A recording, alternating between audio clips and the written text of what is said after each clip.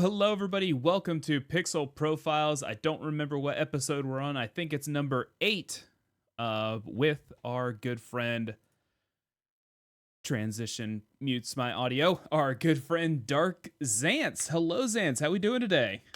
Hello, hello. I am feeling, I am now one with the slow bro. Yes. For those of you that haven't been watching Zantz's stream today, he was just playing some Pokemon Unite, and yeah, it's I turned him on to the idea of using Slowbro because it's an absolute machine of a Pokemon, and yeah, it's so good, it's so good, especially if you build it right.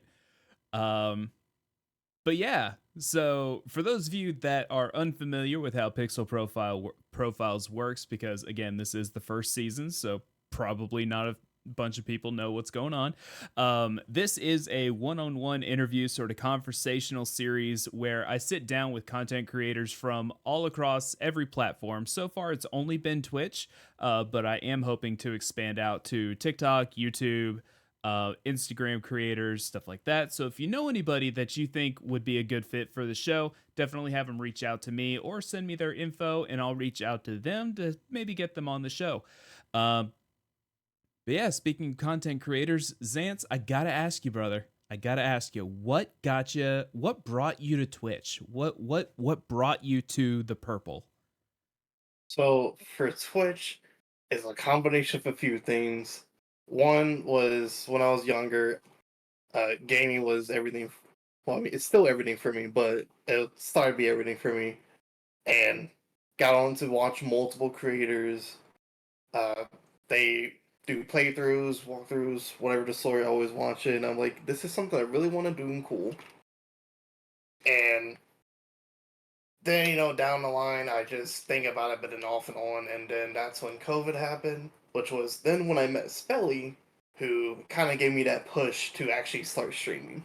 Yeah, yeah, she's definitely been an inspiration to a lot of people, from what I've heard. And I feel like my mic audio for some reason got a little quieter. Let me turn myself up a little bit here. I don't want to peak, so getting that right is a little difficult. Okay. Um, yeah, Spelly's great. For those of you that may have missed Spelly's episode, definitely be sure to check the YouTube channel or the pinned broadcasts in the Pixel Profiles playlists, either on here on Twitch or YouTube. Um, okay, so why Twitch? By the way, why not YouTube? Or I think at the time Mixer was still alive. Um, so for let's see, for Mixer, didn't know its existence till like I think last year. Fair Not gonna enough. lie. Yeah. YouTube, I've always wanted to. I mean, still have my channel up, and I've always think about it. I just want to go through all the steps to make sure I can do it properly because Hmm.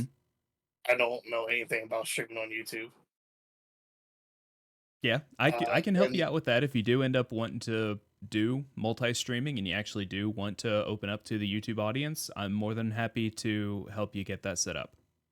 yeah, because I was originally probably going to start like last year, the year before, whenever we did my campaign, because I was originally going to save all those streams and then upload them onto YouTube, but Hmm. then um, stuff happened and then I forgot and then they got deleted. And they're gone.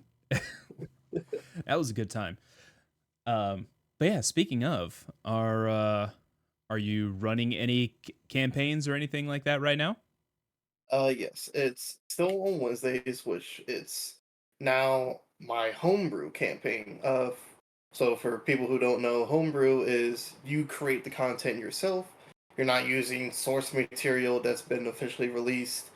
It's you design it. It's so this is all my world in the making, characters, all that.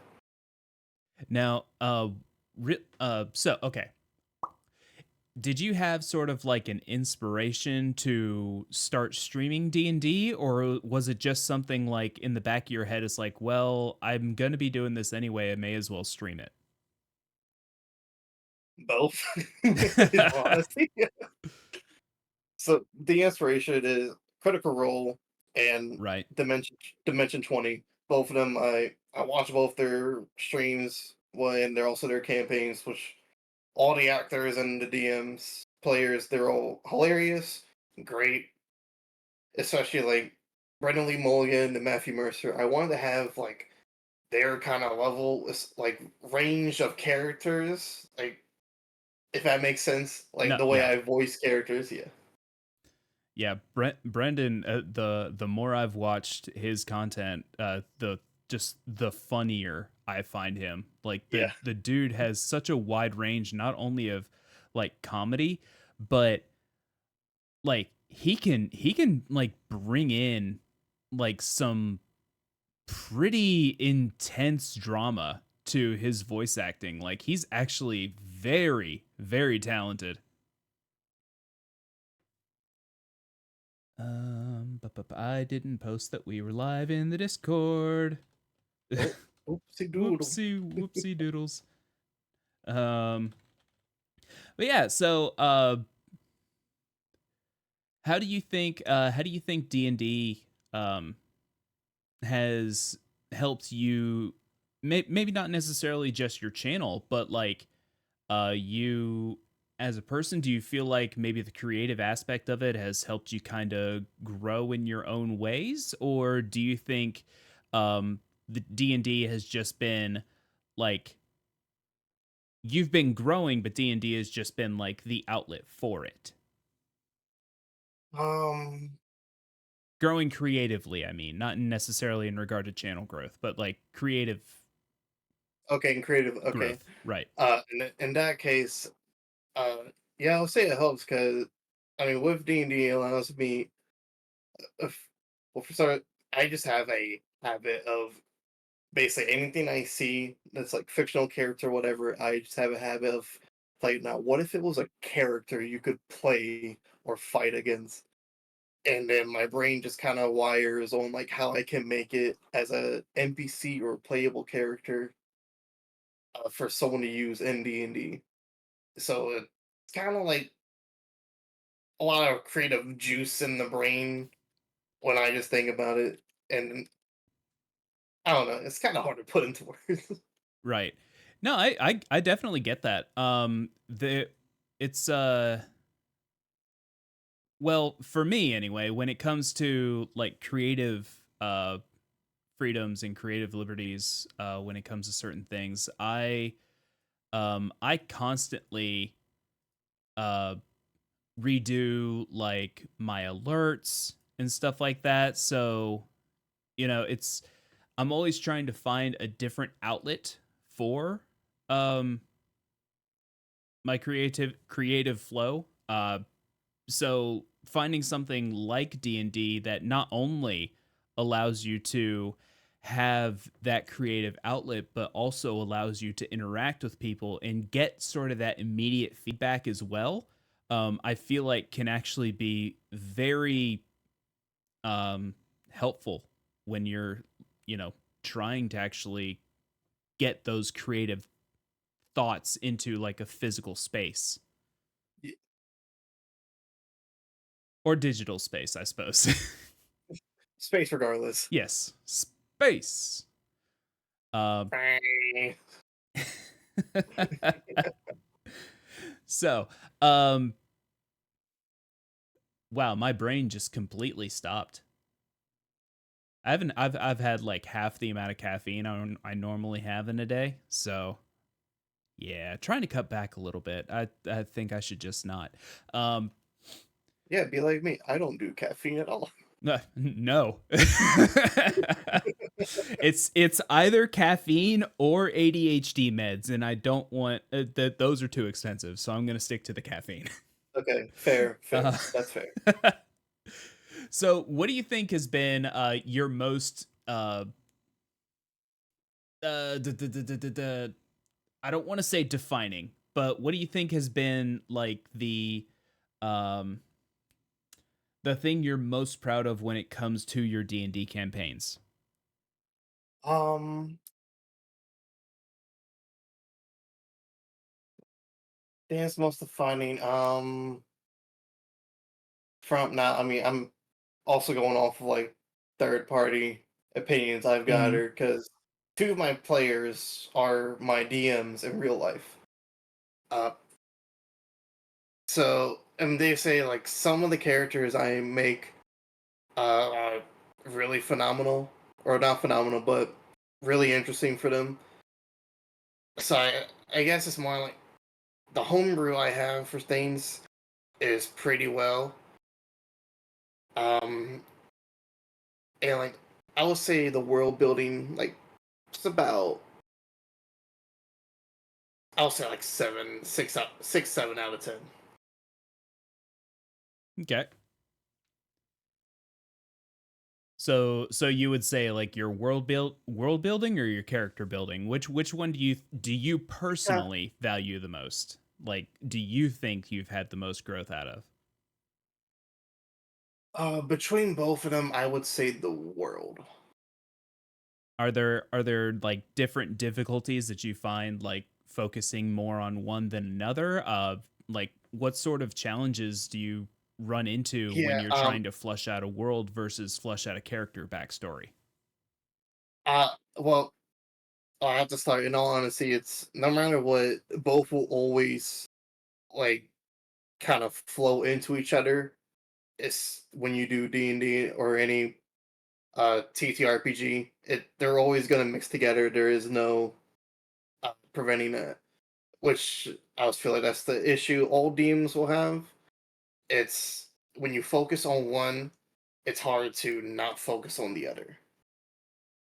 Yeah. So yeah, so like when I make the world, I can do it, but then it's also how can I then have this character's backstory fluidly go along with what's going on in the world as of this moment?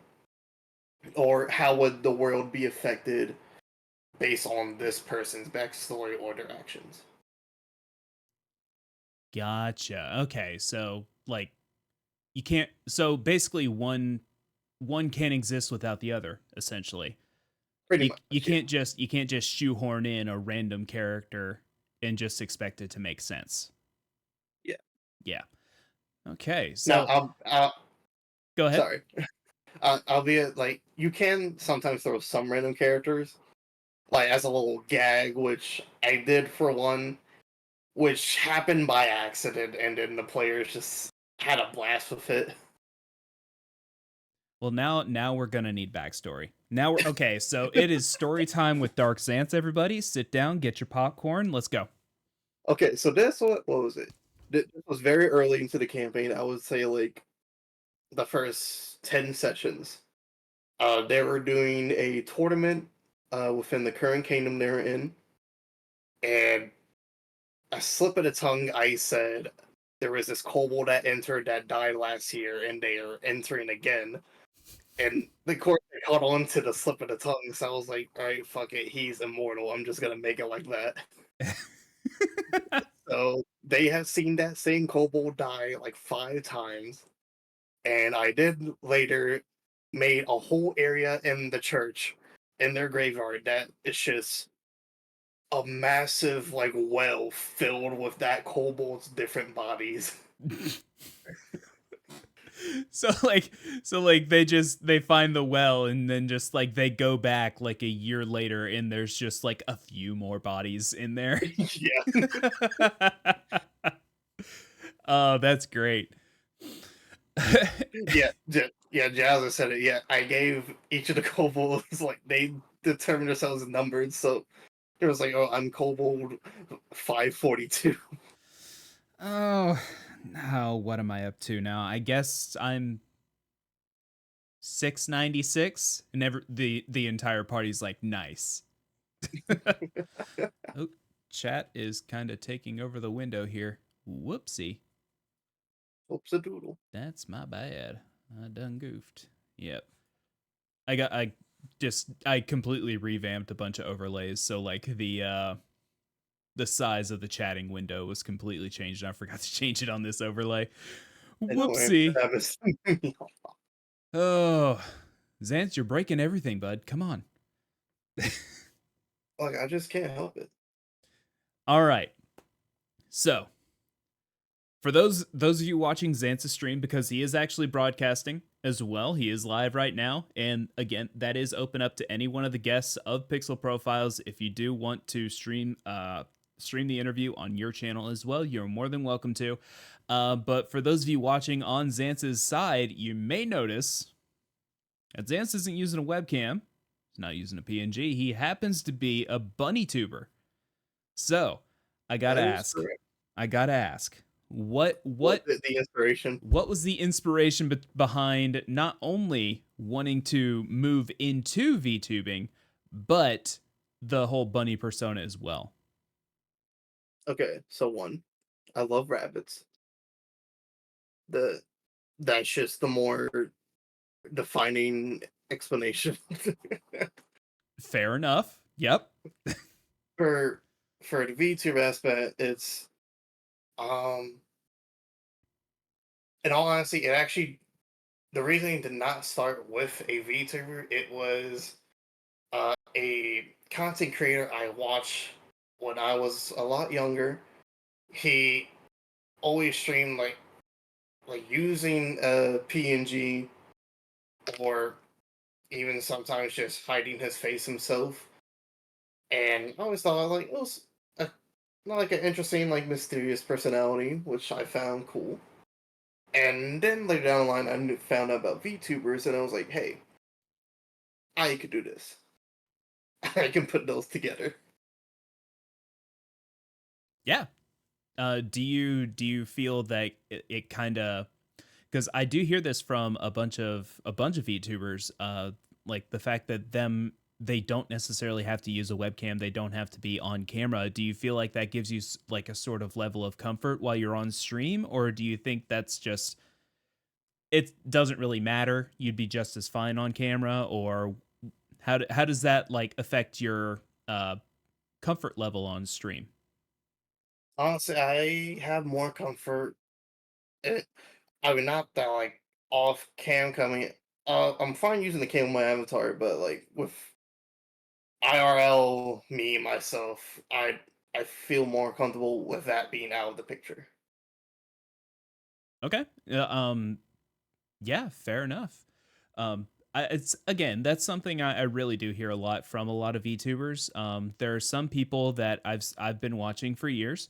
I'm not going to name any names, but you know, they're on camera, they're shy, don't really interact with chat a lot, but they have that creative outlet. They have that sort Mhm. of, I guess, kind of like a shield. Um, with the VTubing, and it really opens up their ability to, you know, be more open and be themselves. I kind of feel like that's the same. I feel like it's kind of an extension of pen names from uh, writing novels and things like that. Um, there are some authors that they don't use their real name, just so you know the public doesn't like know who they are. Like there's no face to the name behind the creative outlet. You know what I mean? Yeah, I get what you're saying there. Yeah. Um do you feel that here's something I haven't asked about VTubing just yet from anybody. Do you feel that it inhibits anything at all? Do you feel like do you feel like it blocks anything? Uh, Now, in my opinion, no, but I know for some people, it will be they will probably say like building relationships with other, like not like dating or anything, just like any form of relationship. I know some people will say that. Me in particular, I do not care because like how can I say this without going on a whole tangent? Oh, by all means, go on a tangent. We got time. Go for it. Alright, so yeah, so like some people, they put on like a second face, essentially. I guess I could say, A persona. yeah, persona. Hey, The Zantz is big on Persona, so go back and if he has any of the Persona streams saved, go back and watch those. They're entertaining as frick. Yeah, which I mean, I will do those either A, when I buy a disc PS5, or B, I just re-buy the game digitally. But yeah, it's they put a second face on, so they just want to have a wall between, but like parasocial. They don't want anything between them and their viewers, chat, whatever. I do not really care. I will just put on the way I am inside and out. But of course, if things get a little like too much, which have not happened so far, I will just say, yeah, step back. Yeah, I mean, setting boundaries is definitely important. You find that a lot with social media nowadays. The parasocial relationships have gotten, I think they've gotten worse. And I don't want to blame certain websites or certain users for anything. But, definitely the subscription for access sites, and I'm pretty sure everybody can kind of get what I'm saying about that. Yeah, you subscribe to Twitch, yeah. Yeah. Well, I mean, to be fair, subscription for access doesn't exist on Twitch. You can just watch for free. That's true. That's true. Unless they're doing subscriber only streams, but in which case they already have the community built up and they're just rewarding their subscribers for those streams anyways. Um, but yeah, is that something you generally worry about with streaming and with trying to grow a community? Is that something is that like a general concern for you? Is the worry of those parasocial relationships happening with viewers? Now, like I have seen it firsthand, not from me, but from others that I know. I have seen it happen. A couple of those people I'm actually a mod for, so I've definitely seen some of it firsthand. So I understand like the issue, the worry. For me personally, I don't see it happening to me. It's kind of hard. I mean, for one, which I know some people might not like it, but it does normally happen more to women. In all honesty, It does. yeah.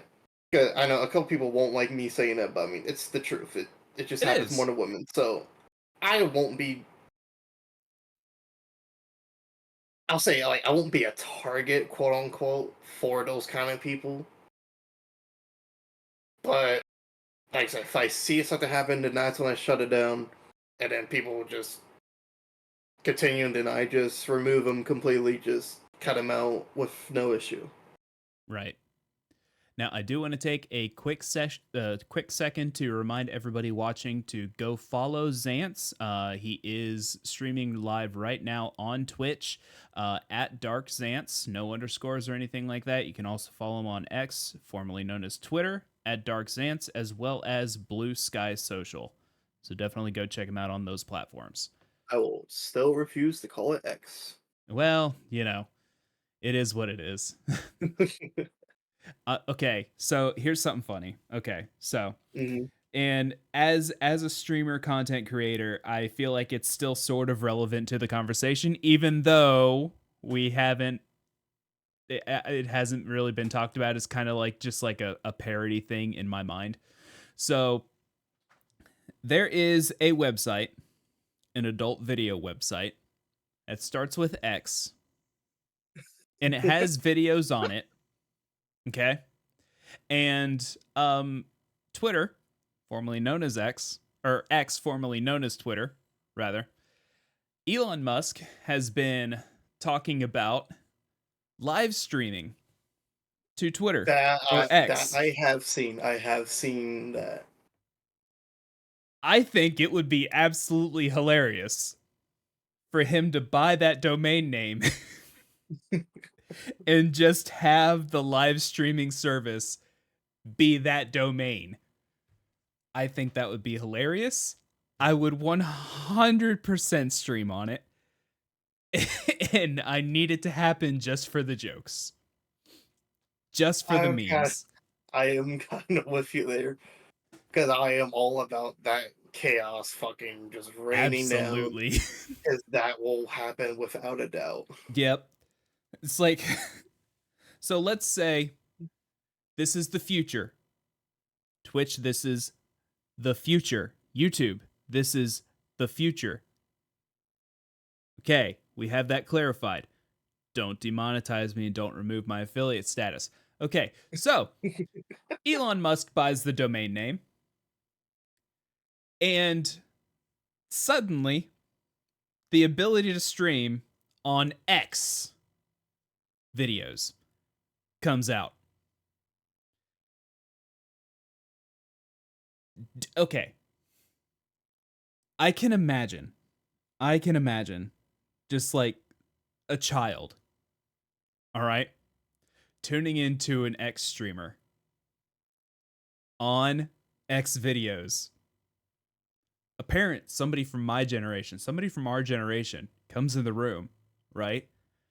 What you doing? Oh, I'm just watching X videos. You're what? And you also know that people will title older streams for the joke specifically. Oh, absolutely. Oh, oh god, there would be female elf getting pounded by her enemies or something like that. And they're like playing Dragon Age or something like that. Oh my god, I need that to happen. I need it to happen. That that will fulfill me. That will fulfill my life and give everything I know meaning. Um Anywho, hi chat. Hi Xanth's chat. Bet you didn't see this conversation going happening, whatever. um so this is again, this is a back and forth interview. This is a conversation more so than an interview. Did you happen to have anything going through your head? Because I know we talked about it. I know we talked about whether or not you were going to be asking questions. So did Yeah. you come up with any? So if you, I mean, what if it's finally most of them gonna be D&D related? By all means. So I do want to know how did you enjoy playing D&D? Because I think you said that was what your second time playing it. That was my campaign with you was my second time ever playing D&D, and the first time I played wasn't even really technically a campaign. My first exposure to D&D was actually designing weapons for my brother's campaign with his friends. I didn't know what it was. He was just sitting down drawing weapons on a piece of paper, and I sat down with him and just started drawing swords and stuff like that. Um, and the first campaign I did, we didn't even finish because just school happened. We didn't have time to finish. Yeah. But your campaign was genuinely some of the most fun I've had while streaming. Um, Especially with people I didn't know very well. You know, we knew each other. We had a rapport. Um, Jasmine and I had a rapport. But everybody else, Serge and I had somewhat of a rapport at that time. But everybody else didn't know at all. And I really feel like you have the right group of people to make new people feel comfortable. Yeah. Well, also, I would expect you to not know someone because two of them were my DMs in real Right. life. No, So that's I would be very exactly. surprised if anyone knew either of them. Right. I mean, who else would think it would be hilarious to give a dragon cocaine? Yeah. Um No, but like, yeah, I genuinely enjoyed your campaign. You know, it wasn't homebrew like your current one was. For those of you watching that maybe didn't get a chance to actually watch those streams, it was actually Wild Beyond the Witchlight, um, which again, very fun campaign. Which also, after it ended, I realized there were multiple areas I messed up as I did not continue reading down the line on what was supposed to happen in certain situations. That's fine. It still worked out. We didn't run into any weird dead ends because of it, so I feel like it's fine. Yeah, Yeah. but I, I'm gonna like kind of go off a little bit. It is funny to think back to it as some of you were so close to easily finding the answer to the end, and then you just walk past it.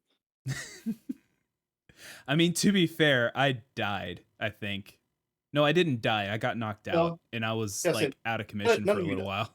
No, this was before the fight. Oh. Oh. Well. Oh well. It Yeah.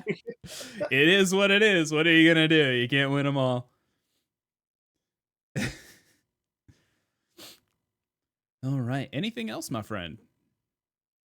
Let's see. Other question. Hmm. Um. Out Chaos of, was a big portion of our campaign. Yes, that is true. I mean, chaos is gonna be no matter what you do. True. Even even when when people say playing as a human is the most boring thing to do, even if you're an all human party, chaos will be there. Oh, of There is course. no not chaos in any TTRPG. I'll say with from what you've played and any future experience you've gained, what do you enjoy the most about D&D? The interactions with the people, like in the actual like the players, like how the players convey their characters, um because like it's that creative outlet that we talked about earlier, because you can have somebody that's a certain way all the time, 100% of the time, and then they're playing a character in D&D and D, and you're like, why are you being like that? But like you're doing it really well. Like for me, I'm to be fair, to be completely honest, I'm fairly straight laced. When people talk to me, I'm fairly, uh, for lack of better terms, vanilla. Um, but like in certain situations, like with D&D and other situations, um, maybe not so vanilla, but well, this I'm gonna have to put a mature rating on this one. Okay. But yeah, so I really feel exactly winning the crown at the circus. That was fun. Um and this is it's weird because you don't want to be it's hard to find the balance. You don't want to be so much not like yourself that your character doesn't feel right, but you also want to be different enough from yourself to where you're not just playing yourself. So that's kind of the balance I was trying to strike, was trying to, play it different enough but not so different. You know what I mean? Yeah. Yeah. That's kind of my more that's where I feel like I struggle, is like playing it, trying to strike that balance. Um don't tell me what to do. I will touch what I want. Thank you. Jasmine, you are not the person who can be saying that. Klepto. But yeah, so for those of you watching and you're like, wait, he doesn't really interact with chat. this is a super informal interview. I'm just having fun with this one. Let's be honest. Um, it, Zantz knows how I am. I know Zantz. Like we used to play Among Us together. Like we've been around the block together. He knows how I am. This is definitely more of an informal interview than anything else. So, or an informal episode, rather, I should say. Um, so Informal inquiry. yes, an inquiry, indubitably. Let me adjust my monocle here. Hang on. I actually have something that kind of looks like one. Yes, indeed. Um, Okay, in that case, I am glad that didn't have any grease on it. That would have been awkward. But okay, so on my side. Okay, there we go. I got one from my side. hey, perfect. Props. You love to see it. I like your microphone stand. That's actually pretty cool. Yeah, I had this commission like pretty early on when I started. Nice. And that's another thing that VTubing really allows for when it comes to creative liberties is you get props. And they're not physical props that you actually have to physically put in a place in a room. I've got like behind my Because microphone here when my mic's in a different location, I have like these are my only props. My PC tower and my copy of Pokemon Scarlet and Pokemon Legends Arceus. Those are my only props. Those are literally my only two nerdy things in the house that I have left from the fucking hurricane. Everything else got destroyed. Anyway, if you would like to donate alright, to help with the home repairs, !donate in the chat. Anyway. you guys should Um, totally do that. yeah, also, sub to Zantz. Yeah, so, all right. So there is another thing that I kind of wanted to probe your mind a little bit for. Mhm. When it comes to D&D streams, how do you feel like what do you think is the next creative hurdle that D&D streams are inevitably going to overcome? Do you think? Like is it going to be like a because they have D&D streams have fixed not everybody being in the same room. Not everybody has you can be from in different countries and still play D&D together. Um the models, you can Curse Forge or whatever that's called. You can custom order 3D models for your characters. Um there are games like the RPG engine that allow you to have a 3D fit, like a 3D actual map for your characters to move through. Um, can you think of any sort of whether that be physical or digital hurdles that D&D should overcome or could potentially run So into? now with D&D itself, like only speaking about the system of Dungeons and Dragons, no other system. Uh, right now, honestly, they have a big hurdle, which is due to the company Wizards of the Coast being absolutely terrible money grabbers. Uh, which do you mind if I like kind of explain that situation? Well, considering that's kind of where I was leading you to, absolutely. I am so glad that worked. Go on. So that was it. What was it? Earlier this? Yeah, it was. I think it was last No, year. it was December or November of last year is when it started. They announced they were going to make a new OGL form of what creators can and cannot do with any work pertaining D&D. Lots of people were like, okay, we'll see. Some were nervous. Unfortunately, the nervous people were correct. Uh, because it was so bad, some of the workers themselves leaked the OGL to people So they put their own job at risk so other people would know what was going on. And when they took a look at it, people realized any for free content creators, I guess I could say like people who don't make money off of it, Mm-hmm.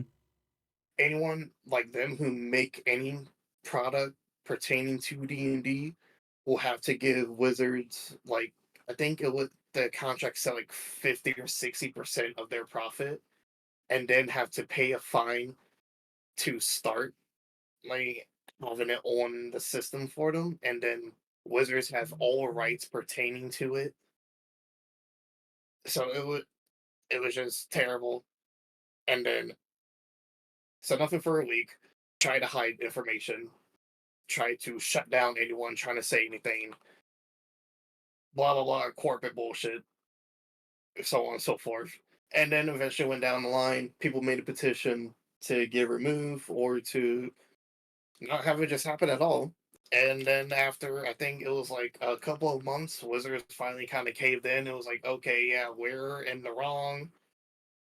But it's also a learning experience. And no, after they said that, I was like, no. Yeah.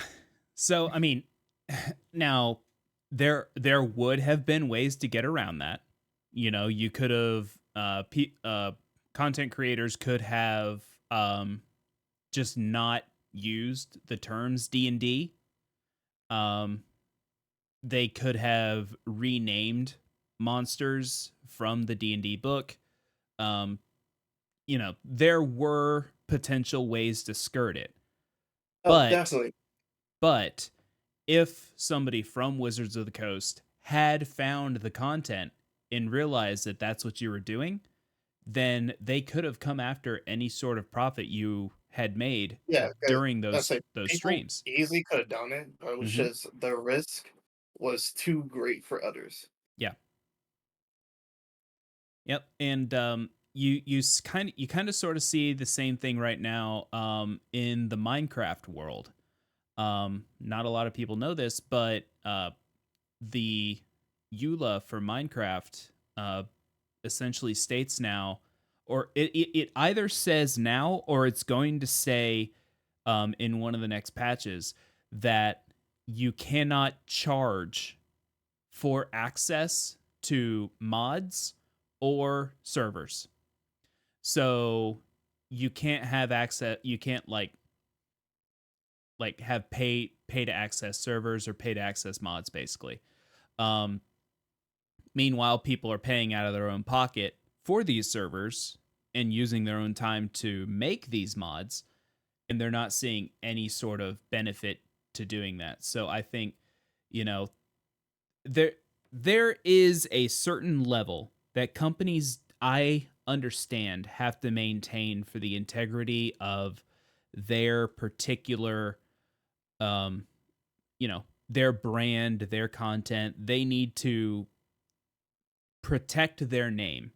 I get that.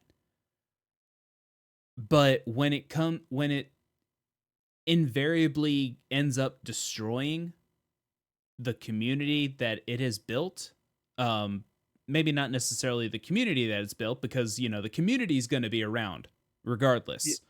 Um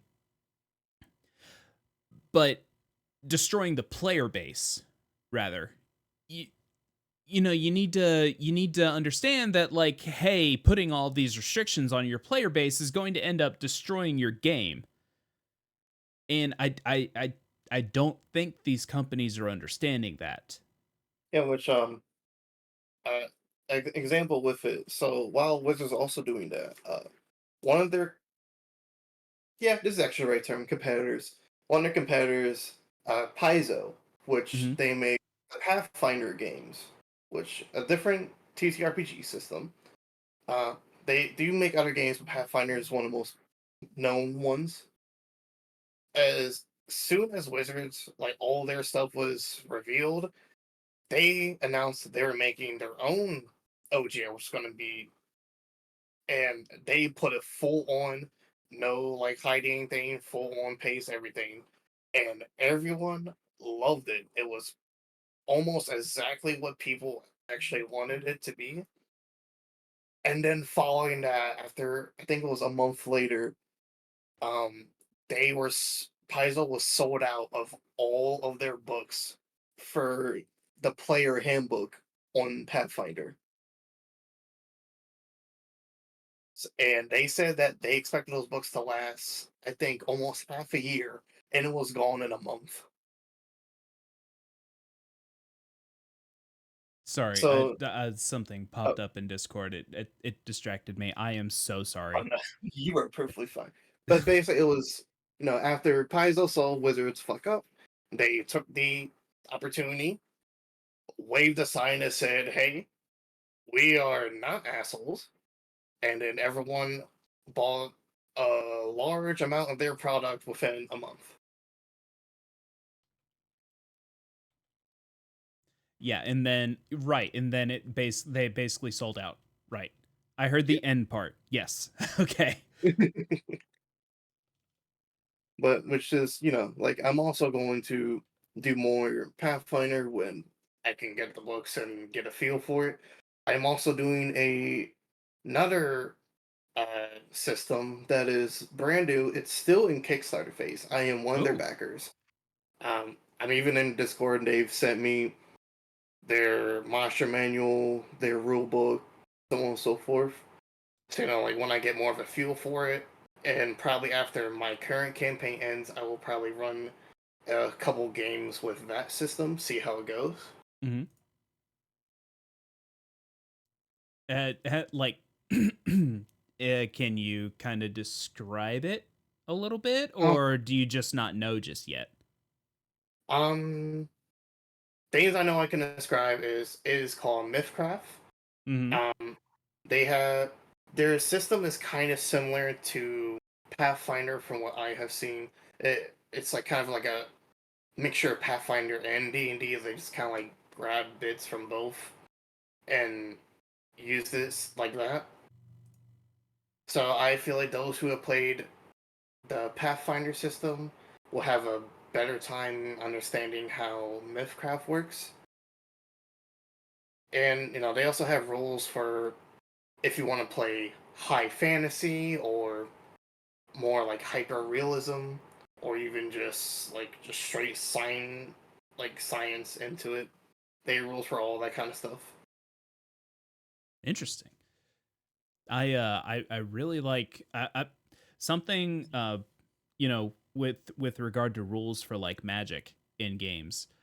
Something that always kind of bothered me is they, with warlocks in D&D, for example, warlocks get their power essentially from a patron, Hmm. correct? So Correct. there shouldn't technically be any limits on how many spells they can cast if they're just a conduit for the patron. Okay. So yes and no. So the warlock's power is all based on the favor they have for the patron. If it's not a favor, then a deal they struck with them. It's like, I will give you some of my strength if you do this for me.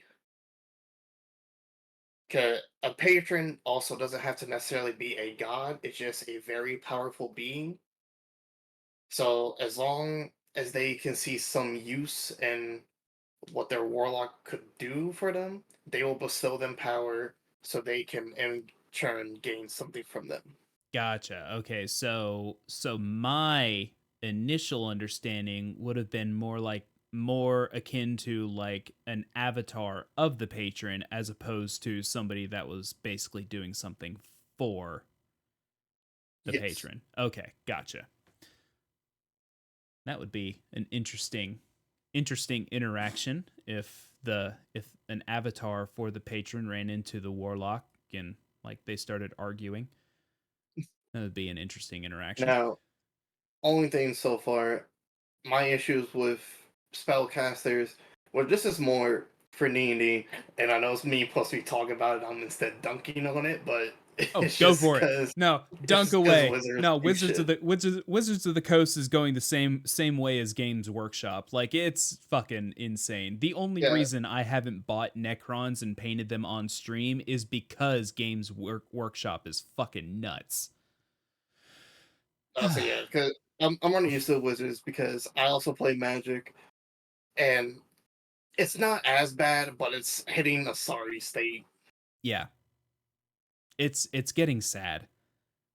But Like yeah, but my issue with Spellcaster is they're way too powerful. Like not like they always break the game, but it's once you hit the levels, then what is the reason to have a melee character? true. I mean, honestly, like once the I mean, honestly, having a melee character on your team with a strong enough magic based character is a detriment. You're going to end up killing the melee based character. Yeah, because the issue is, I mean, over this year, um, Wizards have been releasing PDFs for their playtest material of what they're going to release in what they're calling 1D&D, which is really 5.5. That's what it is. So, and people have been checking it, and I've also been looking at it every time I see a new one get released, and I see the revamps they do for different classes. Wizard, they just seem like they got more powerful, except for like maybe a tiny ability that didn't really matter that much. Bars got they got some nerfs, but they also got some buffs and a new subclass that kind of didn't matter, like that they got the nerf. And it's just like that. Like all the spellcasters, they got a few tweaks and nerfs, and then there's like an insane buff down the line. If you look at the marshals, paladins, they got hit pretty bad. Uh, like their divine smite ability, it used to be anytime you land an attack, you can divine smite a creature at the expense of you uh using a spell slot. Now they change it where you can only do that once per turn. Uh, Fighters, I don't believe they had some nerfs, but not enough to really change how they really play. Uh, Monks, which was already notorious for being, if not second worst, the worst class to play in all of D&D, because for compared to marshals, they don't even deal half the damage other martial characters are doing, and then compared to spellcasters, there's just no contest right there immediately. And now with the quote unquote upgraded monk, it I say that because I literally mean it. They say it's upgraded, but it's really not. All they did was they made their base damage slightly higher, and then they gave it okay abilities, and then remove one of their best abilities, and then just kept dunking on monks more. They nerfed an already terrible class. Disappointing. And then, which it's Like actually not going off because Baldur's Gate is still D&D. So Baldur's Gate 3, when that came out, and I checked it because I heard about people saying Monk was amazing in it. So I went to look. They were right. Baldur's Gate 3, Larian Studios made the Monk class fucking amazing. It is actually one of the most powerful classes you can be in that game.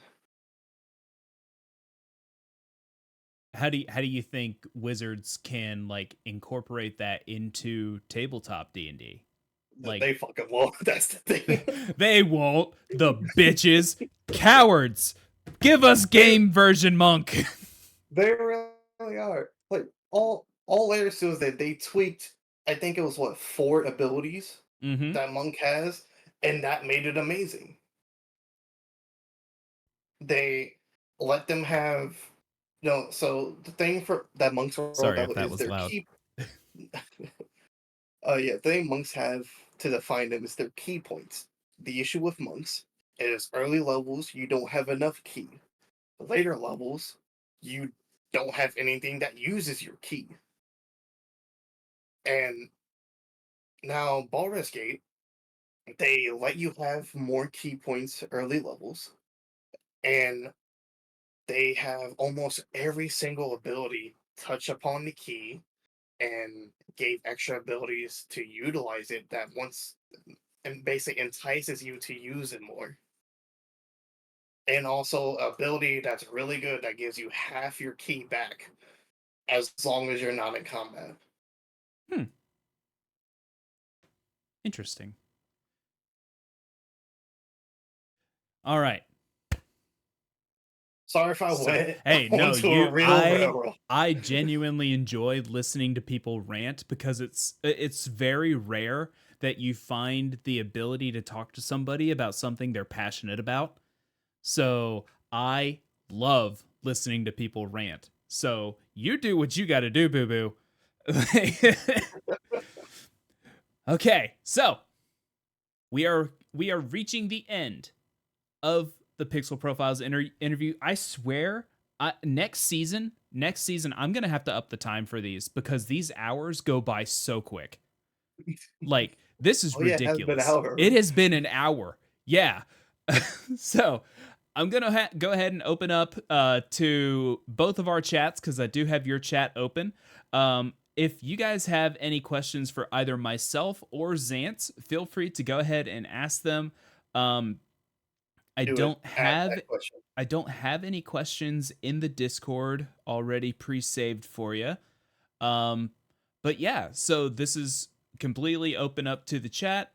If you guys have any questions, feel free to go ahead and ask them for either myself or Zantz. Do it. I dare you. Ask a question. Do it, no balls. Come on. You won't do it. You won't though. Do it. Do it. Do it now.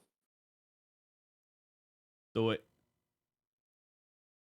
Just do it. Do it Let's now. do Why? it. Can I touch everything?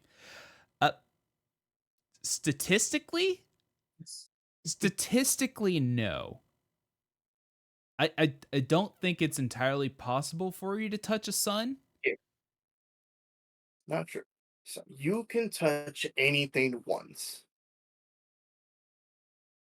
Uh, are you going to be able to get to the sun? Like, are you going to get close enough to the sun? And you can in D&D. I I mean, okay. Although, if you do, then you're most likely in the lair of one of the most dangerous monsters in the game, which I was baffled when I read its that.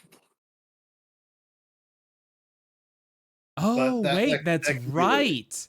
Oh, that's right. Oh, I was speaking about in like real life, but like no, technically, yeah, you can go to the lair of a dragon who lives in the sun. You can touch the sun. That is true. Fair enough.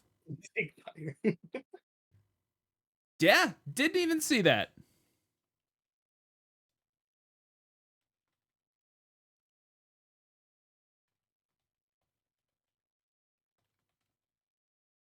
Give me just 1 second.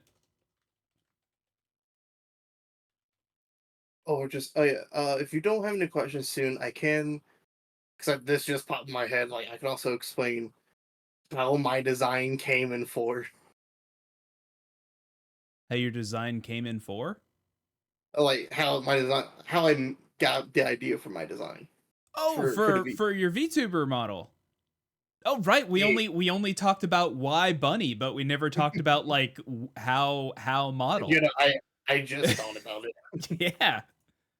I do actually have a quick question for you. I do have a quick Mhm. question for you. Are you? I know you're working. I know you're doing your homebrew campaign right now. Um, Correct. about roughly how much longer do you have on that? Do you think? Um, I would say the players are currently close to the halfway point. Um, If I know anything about D&D, technically the halfway point could be like a quarter of the way through the campaign. Technically, depending on how they play it. I mean, there also have been a few instances where they immediately ended the campaign. Oh. I will not elaborate since Jasmine isn't present. Fair enough. Oh, okay. You know what? No spoilerinos. No spoilerinos. Um, Not gonna ask I would anymore. say maybe February they could be done. Interesting. Actually, no, no, that's a little too short. Probably March or April. It depends how the players go through things. Okay. Jasmine, I'm not giving you spoilers. No spoilerinos. No Tarask spoilers. Except there won't be a Tarask because it's homebrew. I mean, there could still be a Tarask. All right. Well, I mean, I don't have any other questions. Oh, wait, no. Bunny model. Bunny model. Go before I forget again. Oh yeah, right. So, so for a whole design of me, it's a mixture of multiple things. Um, Persona is one of it. The the mask I have that's all about with Persona 5. Because if people know about Persona, each game is based off how you show your rebellion to those in power. Mm-hmm. Like Persona 3, the way they show their rebellion is they hold which is a revolver, and they pretend to shoot themselves to destroy their psyche to overcome their fear, basically, to allow them to summon their persona. Persona 4 is to accept your inner self that you hide away from people. Like, this person's a really nice guy, but deep down they're a fucking asshole. So it's all about you accepting that to then unleash your power.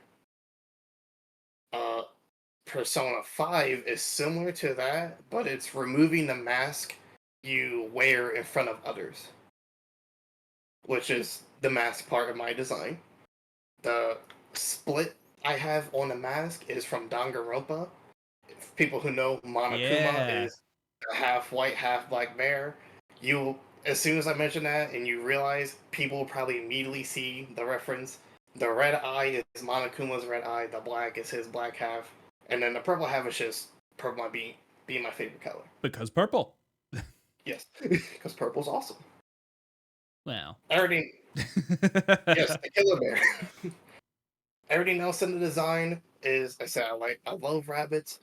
The white hair is, I just always loved characters that had white hair, and always felt like gold eyes matched it amazing.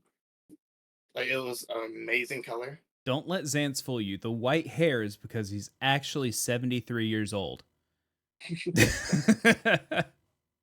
So here, Jasmine, if you want to be technical, the purple I use is the royal purple color. So Yeah. that's even more so. Like, it's actually called royal purple. All right. Now what about the pendant? So the pendant I'm seeing that pendant there.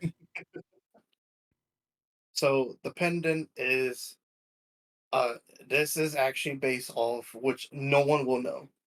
It is based off, I guess, was like the seed of my homebrew campaign. 'Kay, as a kid, I always like kind of started making my own like worlds, quote unquote. Like, I had a crazy imagination. Uh, the character I had that was like the main character of that world had a pendant that was kind of locking away powers he had. That was based like a demon sealed inside of it. So that is a small little a reference to that. It's also kind of tell me like how far I've gone from there. Nice.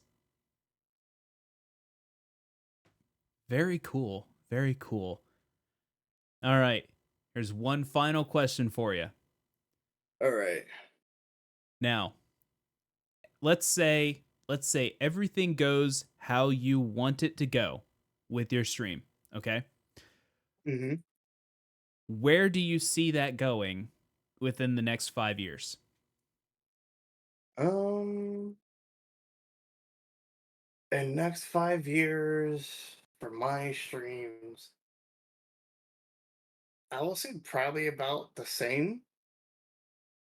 I mean, honestly, I'm not really one to like more push to like get a giant community or anything like that. I'm kind of content with just being the chill, in my opinion, the nobody streamer down the corner. Like I'm more content with that feeling. But I mean, if I get more people, I get more people. It's not that I don't care about people, but it's just I don't really care about where I stand in streaming. Hey, fair enough. You know, everybody's got their own lot in life that they need to look at, and if you're comfortable where you're at, then I don't see any reason to move. You know, Yeah, if you're I said like happy, I'll it's all that matters. yeah, like I'll keep streaming, doing all that and whatnot. But so if it happens, it happens. If it doesn't, it doesn't. Yeah. All right. Do you have any final questions for me, my friend? Hmm, hmm. If there was one thing you could have in a TTRPG, what would it be? Oh,